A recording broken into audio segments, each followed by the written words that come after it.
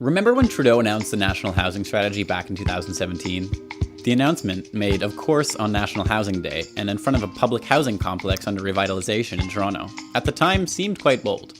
The plan claims to allot $40 billion over 10 years to cut homelessness by 50%, largely through repairs and construction of affordable housing. Recognizing housing as a human right was a promise that Trudeau campaigned on, and at the time of this announcement, it seemed one he intended to keep.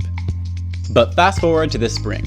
2 winters have now passed since Trudeau's announcement, and over $5 billion have gone towards federal housing co-ops across the country. But at a City of Toronto Council meeting on February 17th this year, it was revealed that despite having already signed the bilateral agreement with Ontario back in April of last year, Toronto, the city with by far the largest homeless population in Canada, and the very city that Trudeau used as a backdrop for his announcement, has still yet to receive a single dollar from the initiative.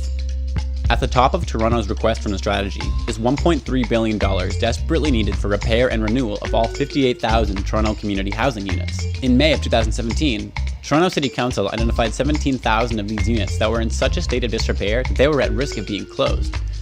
With city shelters already above capacity at 93% full, you would think Toronto would be the first in line. Now, with less than a year until the next election, the SNC-Lavalin scandal has made the prospect of the Liberals losing power very real. And Trudeau's promise to recognize housing as a fundamental human right?